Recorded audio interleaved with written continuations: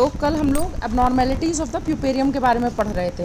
ठीक है कि अगर क्वेश्चन पूछा जाता है कि प्यूपेरियम के टाइम पे, एक तो मैंने नॉर्मल प्यूपेरियम आप लोगों को पढ़ा दिया था, इसके अलावा क्या क्या कॉम्प्लिकेशंस या फिर क्या डिजीज़ या क्या प्रॉब्लम्स जो है प्यूपेरियम में लेडी में देखने को मिल सकते हैं, तो उसके बारे में मैंने बताया था। कल हम लोगों ने प्यूपेरल पायरेक्सिया, प्यूपेरल सेप्सिस, सब इन्वोल्यूशन, यूरिनरी कॉम्प्लिकेशंस इन प्यूपेरियम, ये इतने टॉपिक्स जो थे वो कवर कर लिए थे।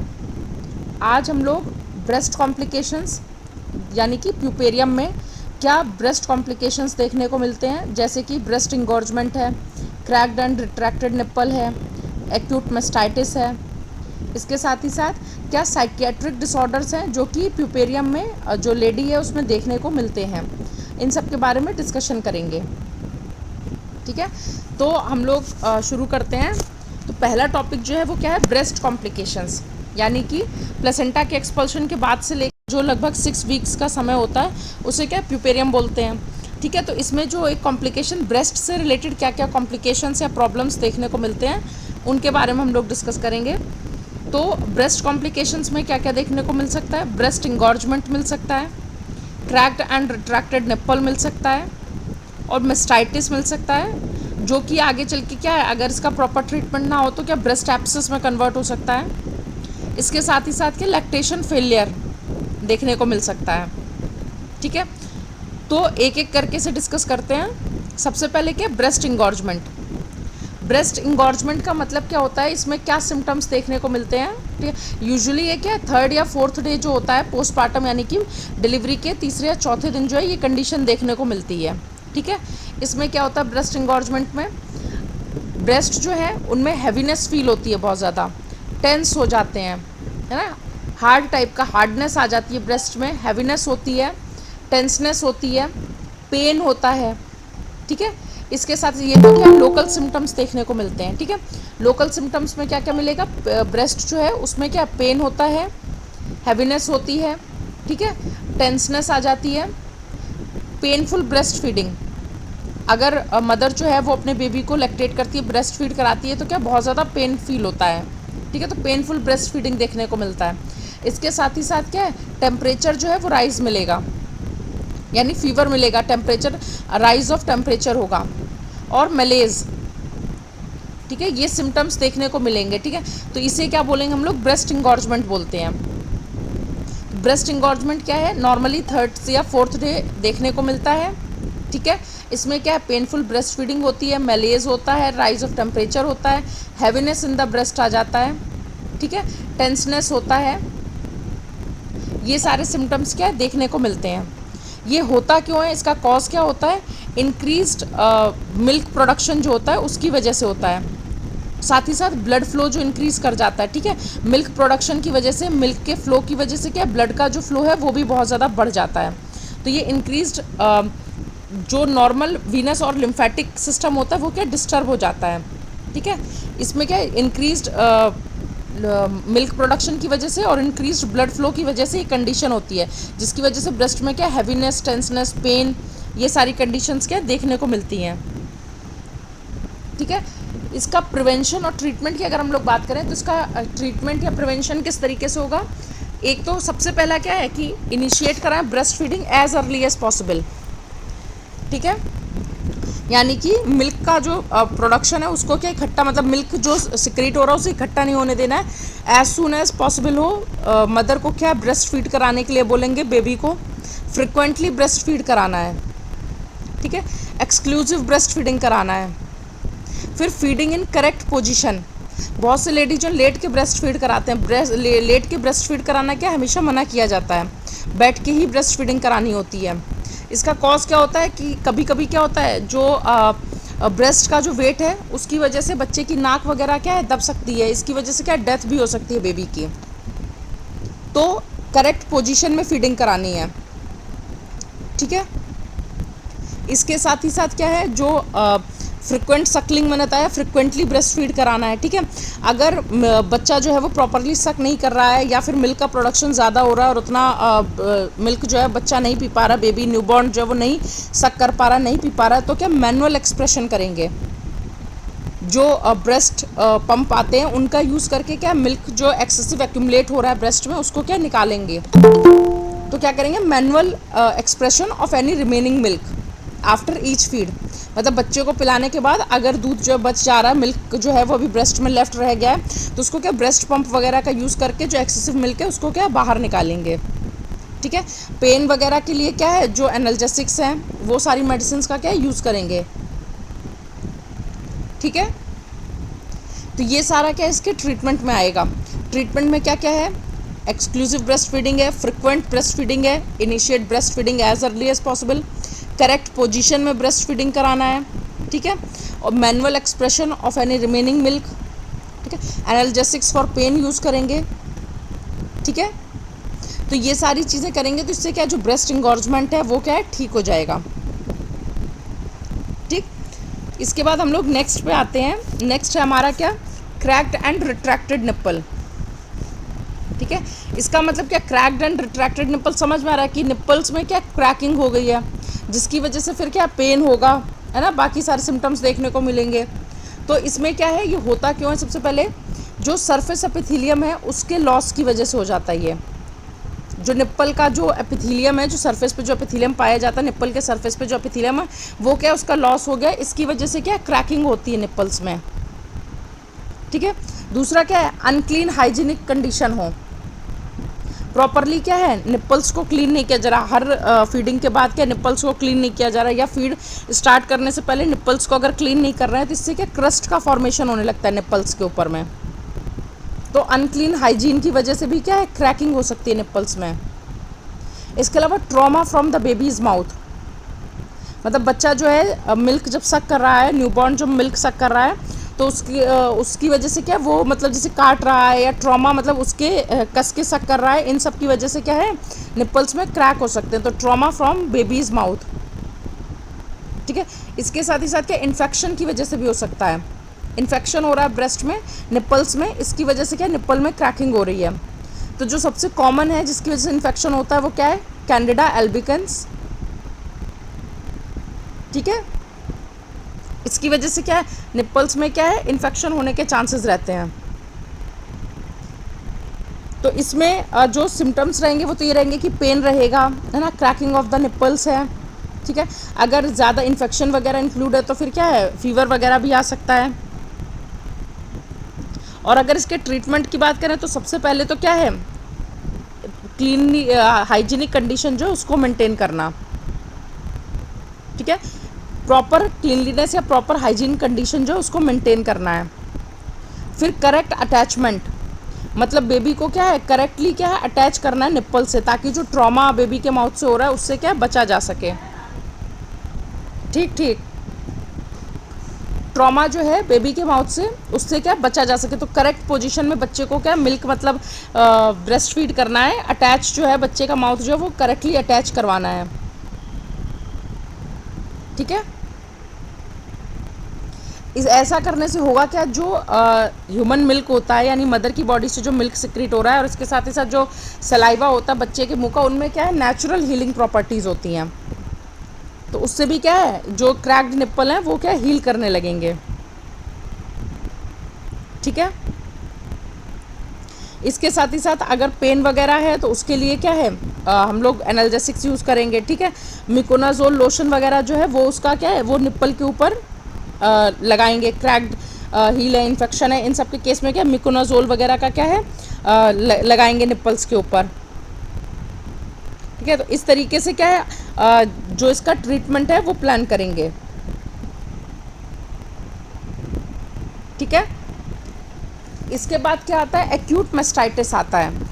वहाँ पे इंटरव्यू पॉइंट ऑफ व्यू से अगर आप ये 2-4 चीज़ें भी बता देते हैं तो इतना ही टाइम होता है वहाँ पे बताने के लिए। ठीक है, वहाँ बहुत ज़्यादा डिटेल में अंदर तक नहीं जाना होता है, क्योंकि वहाँ पे ऊपर ही ऊपर चल रहा होता है। अगर इतना भी आप वहाँ बता देते हैं कि हाँ ये ऐसा ऐसा होता है, इसमें सिम्टम्स ये हैं और मेडिसिन ये दे सकते हैं, तो इतना आपके लिए काफ़ी होता है वहाँ पे बताना, और पूरा तो वो पूछते भी नहीं है। ठीक है, इसके बाद अब बात करते हैं एक्यूट मेस्टाइटिस की। ठीक है, तो मेस्टाइटिस का मतलब समझ में आ रहा है कि जो ब्रेस्ट का क्या इन्फेक्शन हो रहा है उसे क्या बोलते हैं मेस्टाइटिस बोलते हैं। जो कॉमन ऑर्गेनिजम्स जो कि इन्वॉल्व होते हैं इन्फेक्शन या मेस्टाइटिस में, वो कौन कौन से हैं? स्टेफिलोकोकस ओरियस, स्टेफिलोकोकस एपिडर्माइडिस और स्ट्रेप्टोकोकस विरिडेंस। ठीक है। फिर on the basis of mode of infection, कि मोड क्या है इन्फेक्शन का, ठीक है, या मेस्टाइटिस जो है वो क्या दो तरीके की हो सकती है। एक क्या होती है, इन्फेक्टिव मेस्टाइटिस हो सकता है, दूसरा क्या होता है, नॉन इन्फेक्टिव मेस्टाइटिस हो सकता है। ठीक है। तो मेस्टाइटिस को अगर हम लोग क्लासिफाई करें तो दो टाइप की हो सकती है। एक क्या है, इन्फेक्टिव मेस्टाइटिस, दूसरा क्या है, नॉन इन्फेक्टिव मेस्टाइटिस। तो इन्फेक्टिव मेस्टाइटिस का मतलब क्या है, समझ में आ रहा है कि ये क्या ऑर्गेनिजम्स जो हैं, जैसे स्टेफिलोकोकस ऑरियस है, स्टेफिलोकोकस एपिडर्माइडिस है, स्ट्रेप्टोकोकस विरिडेंस है, इन सब के इन्फेक्शन की वजह से हो रहा है। ठीक है। और इन्फेक्शन में क्या क्या पार्ट इन्वॉल्व होता है ब्रेस्ट का, तो जैसे पैरेन्काइमल टिश्यू है उसका इन्फेक्शन होगा, सेलुलाइटिस होगा, या लैक्टियल सिस्टम है। ठीक है। और नॉन इन्फेक्टिव मेस्टाइटिस क्यों होगी, ये मिल्क के स्टैसिस की वजह से होती है, यानी कि जो मिल्क है वो क्या है, इकट्ठा हो गया है ब्रेस्ट में। तो नॉन इन्फेक्टिव मेस्टाइटिस क्यों हो रही है, मिल्क स्टैसिस की वजह से हो रही है, जबकि इन्फेक्टिव वाली जो है, जो ऑर्गेनिजम्स हैं उनकी वजह से हो रही है, इन्फेक्शन की वजह से हो रही है। ठीक है। फिर सिम्टम्स क्या क्या देखने को मिलते हैं, तो अगर जनरल सिम्टम्स की बात करें तो क्या मलेज मिलेगा, हेडेक मिलेगा, नौजिया हो सकता है, वॉमिटिंग हो सकता है, फीवर मिलेगा पेशेंट में विद चिल्स, है ना। तो फीवर विद चिल्स होता है, फीवर 102 डिग्री फ़ारेनहाइट तक हो सकता है। सीवियर पेन मिलेगा, स्वेलिंग मिलेगी ब्रेस्ट में। ठीक है। ये सारे क्या, इसके साथ ही साथ क्या है, कुछ टॉक्सिक फीचर्स, अगर सिम्टम्स बहुत ज़्यादा बढ़ गए, कंडीशन सीवियर है, तो टॉक्सिक फीचर्स भी मिल सकते हैं। ठीक है। अदरवाइज़ के जैसे स्किन जो है, ब्रेस्ट की जो स्किन है वो क्या रेड होगी, रेडनेस होगी ब्रेस्ट स्किन में, जब हम लोग एग्जामिन करेंगे तो हमें रेडनेस दिखाई देगा, हॉट होगी। ठीक है। छूने पे क्या है, टेंस और टेंडर फील होगा, ब्रेस्ट जो होगा, ब्रेस्ट को जब हम लोग एग्जामिन करेंगे, टच करके देखेंगे तो वो छूने पे क्या है, टेंस और टेंडर फील होगा। तो ये सारे सिम्टम्स क्या है, देखने को मिलेंगे।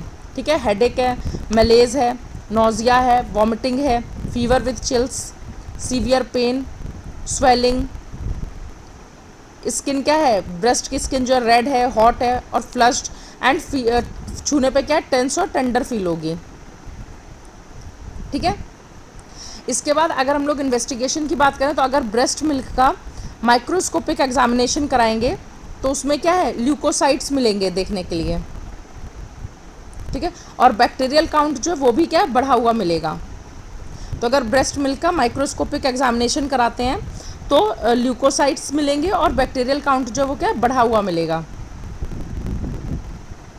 ठीक है। इसका कॉम्प्लिकेशन क्या होता है एक्यूट मेस्टाइटिस का, ब्रेस्ट एब्सेस। जब क्या है, मेस्टाइटिस का ही क्या प्रॉपर ट्रीटमेंट नहीं होगा, और उसके बाद क्या कहते हैं, ये क्या है, ब्रेस्ट टिश्यू जो है उनका क्या है, डिस्ट्रक्शन कॉज करने लगेंगे। तो ब्रेस्ट टिश्यू के डिस्ट्रक्शन की वजह से क्या होगा, ब्रेस्ट एब्सेस का फॉर्मेशन हो जाएगा। ठीक है। फिर इसका ट्रीटमेंट क्या होगा, प्रोफाइलैक्सिस में अगर बात करें तो क्या, hand washing before each feed, मतलब क्या प्रॉपर वही क्लीनलीनेस या हाइजीन को क्या मेंटेन करना है। ठीक है। निप्पल्स को ब्रेस्ट फीडिंग से पहले और हर ब्रेस्ट फीडिंग के बाद क्या है, क्लीन करना है, यानी cleaning the nipples before and after each feed. Dry रखना है। ठीक है। निप्पल्स को ड्राई रखना ताकि जो इन्फेक्शन है वो ना हो सके। हैंड वॉश प्रॉपरली करना है। इसके साथ में क्या, ब्रेस्ट सपोर्ट देना है पेशेंट को। ठीक है। ओरल फ्लूइड जो है वो पीने के लिए देना है। ठीक है। ब्रेस्ट फीडिंग जो है जनरली हम लोग क्या कंटिन्यू करने के लिए बोलते हैं कि ब्रेस्ट फीडिंग जो है वो कंटिन्यू रखें। अगर इन्फेक्शन है तो उसमें क्या है, ऑर्गेनिजम्स के हिसाब से क्या है, प्रॉपर एंटीबायोटिक्स वगैरह जो ड्रग ऑफ चॉइस है उनका यूज़ करना है। जैसे कि इसमें क्या है, डाइक्लोक्सासिलिन जो होता है वो ड्रग ऑफ चॉइस होती है एक्यूट मेस्टाइटिस में। ठीक है। डाइक्लोक्सासिलिन, और जो लोग इससे रेजिस्टेंट होते हैं उन्हें एरिथ्रोमाइसिन यूज़ किया जाता है उनमें। ठीक है। मिल्क जो है उसको उसका स्टैसिस नहीं होने देना है। अगर बच्चा जो है, जो पहले भी बताया, अगर पूरा मिल्क फीड नहीं ख़त्म नहीं कर पा रहा है तो क्या ब्रेस्ट पंप वगैरह का यूज़ करके क्या है मिल्क को प्रॉपरली एक्सपेल आउट करना है, ताकि मिल्क जो है वो इकट्ठा ना हो और मास्टाइटिस जो है वो ना हो। ठीक है, तो breast support, plenty of oral fluid, breast feeding, ठीक है, proper use of antibiotics, analgesics, ठीक है, and expulsion of milk using breast pump. ठीक है, ब्रेस्ट पंप का यूज़ करके ब्रेस्ट में जो मिल्क इकट्ठा है उसे क्या प्रॉपरली हम लोग बाहर निकालेंगे। फिर ब्रेस्ट एब्सेस मैंने बताया, जब क्या ये ब्रेस्ट टिश्यू जो है उसको जब उसका डैमेज होने लगता है तो क्या ब्रेस्ट एब्सेस का फॉर्मेशन होता है। ठीक है, इसमें जो सिम्टम्स बढ़ जाते हैं देखने को मिलते हैं ब्रेस्ट एब्सेस में, वो क्या होता है, ब्रेस्ट जो है फ्लश्ड ब्रेस्ट है ना, और ये क्या है रिस्पॉन्ड नहीं करेंगे एंटीबायोटिक को प्रॉम्प्टली, मतलब एंटीबायोटिक ट्रीटमेंट चल रहा है लेकिन फिर भी क्या है कंडीशन जो ठीक नहीं हो रही है। एडीमा देखने को मिलेगा अंडर ओवरलाइंग स्किन पे, ब्रेस्ट की जो स्किन होगी वहाँ पे क्या एडिमा मिलेगा। मार्क्ड टेंडरनेस होगी, ठीक है, मार्क्ड टेंडरनेस देखने को मिलेगा। टेम्परेचर क्या है स्विंगिंग टेम्परेचर, यानी क्या कभी बुखार आ जाएगा कभी बुखार कम हो जाएगा। ठीक है, तो ये सारे सिम्टम्स क्या ब्रेस्ट एब्सेस में देखने को मिलेंगे। एडिमा मिलेगा, ठीक है, मार्क्ड टेंडरनेस मिलेगी, ठीक, स्विंगिंग टेम्परेचर मिलेगा, एंड और क्या है एंटीबायोटिक जो है उसके लिए पेशेंट का जो रिस्पॉन्ड है वो क्या प्रॉम्प्ट नहीं होगा, मतलब मेडिसिन चल रही है एंटीबायोटिक चल रही है बट फिर भी क्या पेशेंट में सिम्टम्स जो है वो ख़त्म नहीं हो रहे होंगे। ठीक है, इसके साथ में ब्रेस्ट पेन रहेगा। ठीक है, अगर एब्सेस जो है वो नॉर्मली ठीक नहीं हो पा रहा है एंटीबायोटिक वगैरह से तो क्या है कभी कभी क्या जनरल एनेस्थीसिया का यूज़ करके भी उसको क्या ड्रेन करना पड़ता है। ठीक है, तो अप्रोप्रिएट एनेस्थीसिया का यूज़ करके क्या है जो एब्सेस है, जो पस का फॉर्मेशन हो गया है उसको क्या है ड्रेन करेंगे, और इसके बाद क्या है एंटीबायोटिक एनाल्जेसिक्स जो भी मेडिसिन है वो देंगे। ये पूरा ट्रीटमेंट जो अभी मैं क्योंकि मॉडर्न पॉइंट ऑफ व्यू से पढ़ा रही हूँ तो मॉडर्न बता रही हूँ। ठीक है, आयुर्वेद वाला मैं आपको कई बार मेडिसिन शेयर कर चुकी हूँ कि सूतिका काल में कौन कौन सी मेडिसिन यूज़ होती हैं या क्या कॉम्प्लिकेशन होगा तो कौन सी मेडिसिन यूज़ करते हैं। ठीक है, तो अभी जो हम लोगों का चल रहा है वो सिर्फ मॉडर्न पॉइंट ऑफ व्यू से चल रहा है, बट आपको वहाँ जब इंटरव्यू में बताना होता है तो आयुर्वेदिक बताना होता है पहले, अनटिल अनलेस वो आपसे मॉडर्न का पूछ ना रहे हो तब तक आपको क्या आयुर्वेद के पॉइंट ऑफ व्यू से ही दवाएं बतानी है। ठीक है, जैसे मैं एंटीबायोटिक बोल रही हूँ तो आपको वहाँ एंटीबायोटिक नहीं बोलना है, आपको वहाँ जो आयुर्वेद में बताई हुई मेडिसिन है वो बतानी है। ठीक, क्योंकि ये मॉडर्न का टॉपिक अभी मॉडर्न पॉइंट ऑफ व्यू से पढ़ा रही हूँ गाइनी, इसलिए मैं मॉडर्न वाला पूरा कवर बता रही हूँ। ठीक है, आपको याद रखना है पूरा सारा सब कुछ, ठीक है, आप मॉडर्न के हिसाब से बता रहे हैं बट मेडिसिन की बारी आएगी तो हम अपनी आयुर्वेदिक मेडिसिन ही बताएंगे। ठीक है, इसके बाद अब नेक्स्ट क्या आता है लैक्टेशन फेलियर या फिर इनएडिक्वेट मिल्क प्रोडक्शन, मतलब जितना नेसेसरी है उतना क्या है मिल्क का प्रोडक्शन नहीं हो पा रहा है। ठीक है, इसके कई सारे कॉजेज़ हो सकते हैं जैसे कि इनफ्रिक्वेंट सक्लिंग, इनफ्रिक्वेंट सक्लिंग यानी कि प्रॉपरली क्या बच्चे को ब्रेस्ट फीड नहीं किया जा रहा है, तो जो मैकेनिज़्म है ब्रेस्ट मिल्क के प्रोडक्शन का उसके सिक्रीशन का वो क्या प्रॉपरली वर्क नहीं कर रहा है। Infrequent suckling, depression, anxiety, painful breast lesion, prolactin inhibition, ये सभी क्या कॉजेज़ हैं जिसकी वजह से क्या लैक्टेशन फेलियर या फिर इनएडिक्वेट मिल्क प्रोडक्शन होता है। ठीक है, इनफ्रिक्वेंट सक्लिंग है, डिप्रेशन है मदर को, एंजाइटी है।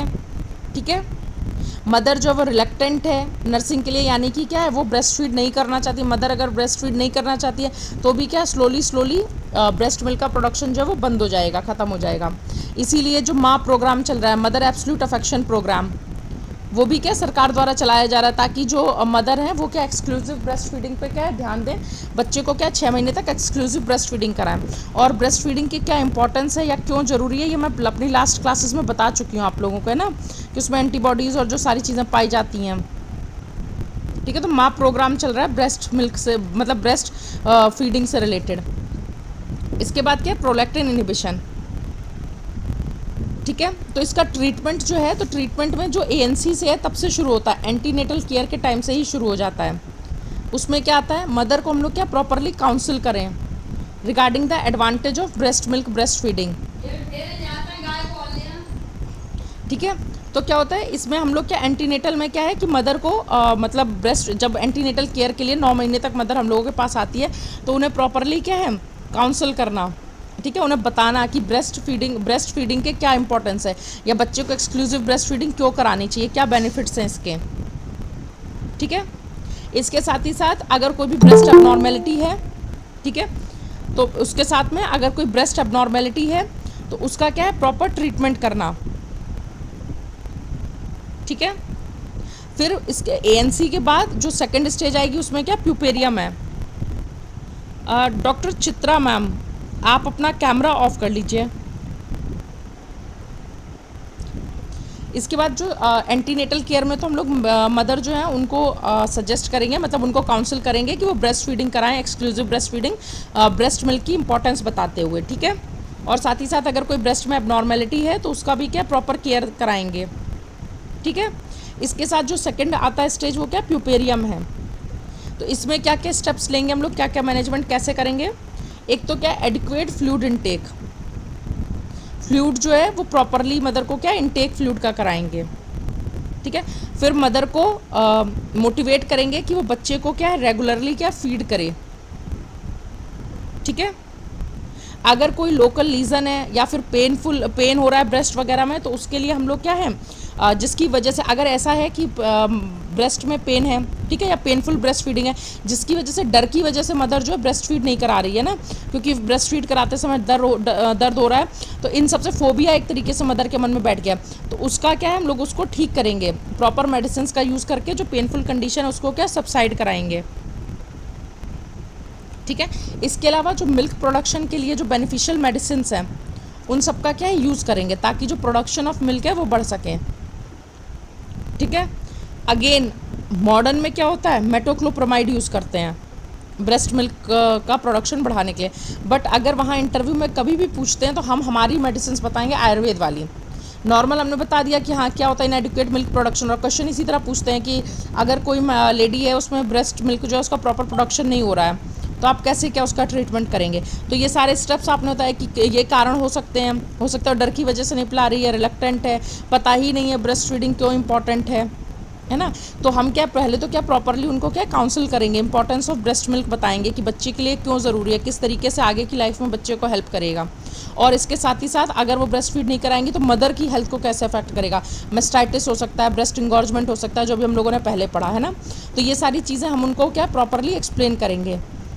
ठीक, इसके बाद में अगर इनएडिक्वेट वो सब कुछ ठीक है, वो पिलाना चाहती है, सब कुछ है, ब्रेस्ट फीड करना चाहती है, बट अगर इनएडिक्वेट प्रोडक्शन है तो हम लोग क्या फिर मेडिसिन का यूज़ करेंगे। जैसे आयुर्वेद में क्या शतावरी का यूज़ किया जाता है ब्रेस्ट मिल्क के सिक्रेशन के लिए, तो मेडिसिन हमेशा पहले क्या अपनी आयुर्वेदिक मेडिसिन बतानी है। ठीक है, एलोपैथिक मेडिसिन अनटिल अनलेस पूछा नहीं गया है तब तक नहीं बतानी है। ठीक, इसके बाद क्या है एक और कंडीशन जो देखने के लिए मिलती है प्यूपेरियम में, एबनॉर्मेलिटीज़ जो है प्यूपेरियम की उसमें आता है, वो क्या है psychiatric disorder during puerperium. Psychiatric disorders में क्या क्या आता है, एक तो प्यूपेरल ब्लूज आता है, फिर पोस्टपार्टम डिप्रेशन आता है, और पोस्टपार्टम साइकोसिस। ठीक है, तो इस तरीके की साइकेट्रिक डिसऑर्डर्स का हम लोग मतलब डायग्नोसिस बनाने के लिए जो ये एएनसी होता है ना, जिसमें हम लोग पास्ट हिस्ट्री लेते हैं कि मदर को पहले कोई साइकेट्रिक इलनेस तो नहीं रही है, फैमिली हिस्ट्री लेते हैं, है ना। एएनसी के टाइम पे मैंने ये पढ़ाया था कि पास्ट हिस्ट्री होती है, फैमिली हिस्ट्री होती है, प्रेजेंट प्रेगनेंसी के बारे में पूछते हैं, अदर चीज़ों के बारे में पूछते हैं, सोशल स्टेटस वगैरह है उसकी हिस्ट्री लेते हैं। तो इन सब से क्या हमें एक आइडिया मिल जाता है कि किस बैकग्राउंड के और कौन सी मदर में इस तरीके की कंडीशंस होने के चांसेस हैं, किन में ये एबनॉर्मेलिटीज़ ज़्यादा देखने को मिलती हैं, क्योंकि सब में तो नहीं होता है ये साइकेट्रिक डिसऑर्डर्स। तो इस तरीके से क्या हम ऐसी जो विमेन हैं उनका क्या है पहले से ही एक हमें आइडिया मिल जाता है कि इन पेशेंट में ये साइकेट्रिक डिसऑर्डर्स जो देखने को मिल सकते हैं बेस्ड ऑन द एएनसी में जो हमने उनकी हिस्ट्री कलेक्ट की है उसके बेसिस पे। ठीक है, तो सबसे पहले क्या आता है प्यूपेरल ब्लूज आता है। ये क्या है, ये मतलब भाई मेंटल इलनेस है, नाम से ही समझ आ रहा है, प्यूपेरल ब्लूज और साइकेट्रिक डिसऑर्डर है। ये नॉर्मली क्या चौथे से पाँचवें दिन देखने को मिलती है डिलीवरी में, डिलीवरी के चौथे से पाँचवें दिन। इसमें सिम्टम्स क्या देखने में मिलते हैं फीमेल में, डिप्रेशन रहेगा फीमेल को, एंजाइटी रहती है, टीयरफुलनेस यानी हमेशा क्या रोने का मन करता है, इंसोम्निया रहता है, नींद नहीं आती है, हेल्पलेसनेस रहता है, negative feeling toward the infant, यानी कि नॉर्मली मदर में क्या होता है, बच्चे के लिए प्यार की भावना है ना, ममता, ये सब कुछ होता है। लेकिन प्यूपरल ब्लूज जो कंडीशन होती है, इसमें मदर जो है उसको बच्चे के प्रति क्या है, निगेटिव फीलिंग होती है, ख़राब फीलिंग होती है, उसको मदरली लव नहीं आ रहा होता बच्चे के लिए। तो ये क्या प्यूपरल ब्लूज में देखने को मिलता है, ठीक है। साइकेट्रिक डिसऑर्डर है प्यूपरल ब्लूज। इसमें क्या है, negative feeling towards the newborn या इन्फेंट, ठीक है, हेल्पलेसनेस, इंसोम्निया, टीयरफुलनेस, एंजाइटी, डिप्रेशन, ये सब देखने को मिलता है। अगर इसमें हम इन्वेस्टिगेशन या कुछ बात करें तो ऐसा कोई भी मेटाबॉलिक या एंडोक्राइन एबनॉर्मेलिटीज़ देखने को नहीं मिलती है, ठीक है।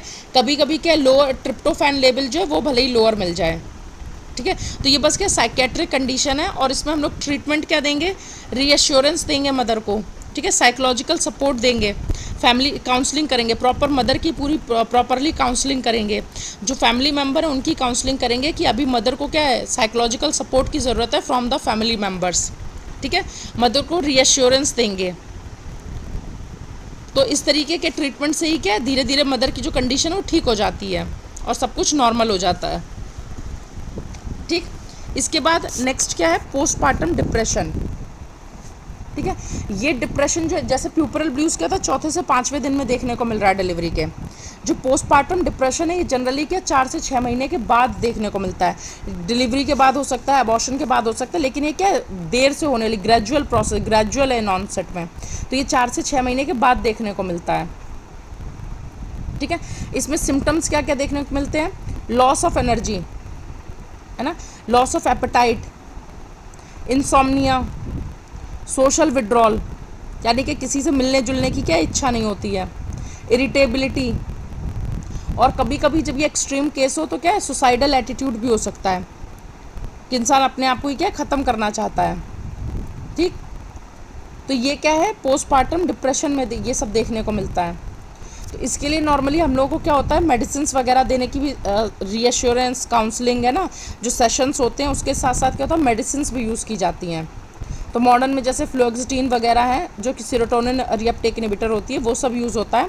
बट अगर आप यूज़ करेंगे तो जैसे अश्वगंधा है, ब्राह्मी है, शंखपुष्पी है, जितनी भी मेद्य औषधियाँ बताई गई हैं, है ना, वो सारी औषधियों का हम लोग जब भी बताएंगे कि अगर पोस्टपार्टम डिप्रेशन है, नॉर्मल डिप्रेशन है, तो क्या मेडिसिन यूज़ करेंगे, तो हम कभी भी वो यही क्वेश्चन पूछते हैं। मान लीजिए कि पोस्टपार्टम डिप्रेशन की पेशेंट आ रही है, या वो कहते हैं डिप्रेशन का पेशेंट आपके पास आया है, तो आप क्या मेडिसिन देंगे। तो आपको कभी भी मॉडर्न में नहीं जाना है, हमेशा आयुर्वेदिक मेडिसिन बतानी है, अश्वगंधा, शंखपुष्पी, ब्राह्मी, ठीक है, जटामांसी, इस तरीके की मेडिसिन आपको बतानी है। फिर इसके बाद जो नेक्स्ट कंडीशन है वो क्या होती है, पोस्टपार्टम साइकोसिस, ठीक है। इसमें सिम्टम्स देखने को क्या मिलते हैं, इसमें जनरली क्या होता है, मदर में जो विमेन होती है उसमें क्या है, पहले भी साइकोसिस की हिस्ट्री रह चुकी होगी, या फैमिली में किसी ना किसी को इस तरीके की प्रॉब्लम होगी। इसीलिए क्या होती है, पास्ट हिस्ट्री जो है वो बहुत ज़्यादा ज़रूरी होती है ड्यूरिंग एएनसी, ठीक है, एंटीनेटल केयर के टाइम पे जो हम लोग हिस्ट्री लेते हैं। इसमें सिम्टम्स क्या मिलते हैं पोस्टपार्टम साइकोसिस में, मदर में देखने को फियर मिलता है, मतलब मदर को क्या फियर होता है, किसी भी चीज़ से हो सकता है, कोई मुझे मारना चाहता है, मेरे अगेंस्ट प्लानिंग कर रहा है, डर लग रहा है, मतलब कुछ भी हो सकता है, तो फियर उसमें देखने को मिलेगा। रेस्टलेसनेस रहती है, कन्फ्यूज रहती है मदर, और धीरे धीरे क्या हेल्यूसिनेशंस होने लगते हैं, कन्फ्यूजन फॉलोड बाय हेल्यूसिनेशन, धीरे धीरे हेल्यूसिनेशन है होने लगते हैं कि कोई दिख रहा है, किसी से बात कर रहे हैं, है ना, कोई कुछ कह रहा है कान में, डिल्यूजन्स होते हैं, ठीक है। इसके साथ ही साथ क्या सुसाइडल और इन्फेंटिसाइडल टेंडेंसी भी देखने को मिल सकती है, मतलब खुद को तो मारने की टेंडेंसी रही सकती है, इसके साथ साथ क्या बच्चे को मार डालने की, यानी इन्फेंटिसाइडल टेंडेंसी भी देखने को मिल सकती है, ठीक है। तो इस केस में हम लोग ट्रीटमेंट क्या देते हैं, बच्चे को क्या है उसका टेम्पररी सेपरेशन कराते हैं पहले मदर से, क्योंकि मदर में सुसाइडल के साथ साथ क्या इन्फेंटिसाइडल टेंडेंसी भी है, तो किसी भी तरीके से इन्फेंट हैम्पर ना हो, उसकी हेल्थ को खतरा ना हो, तो इसलिए क्या टेम्पररी सेपरेशन कराते हैं, ठीक है। नर्सिंग सुपरविजन, अगर वो ब्रेस्ट फीड वगैरह कर रही है तो क्या है पूरा सुपरविजन में करे, ठीक है। इसके साथ में क्या होता है, साइकेट्रिस्ट जो है उससे इमीडिएटली कंसल्ट करते हैं, कब ज़रूरत पड़ने पे क्या हॉस्पिटलाइजेशन भी कराएंगे, ठीक है। फिर इसके साथ में क्या जो मेडिसिन ज़रूरी होंगी वो सारा क्या है इसमें हम लोग देंगे लेडी को। अगेन हम जो बताएंगे आयुर्वेदिक मेडिसिन बताएंगे, और अगर उससे ठीक नहीं हो रही है तो आंसर जो होता है नेक्स्ट होता है कि सर फिर हम रेफ़र कर देंगे हायर सेंटर्स पे। ठीक है, तो ये क्या है एबनॉर्मेलिटीज़ ऑफ द प्यूपेरियम के बारे में मैंने आपको बताया। ठीक है, तो आज की क्लास यहीं तक है। अब किसी को कोई क्वेश्चन है तो वो क्वेश्चन पूछ लें।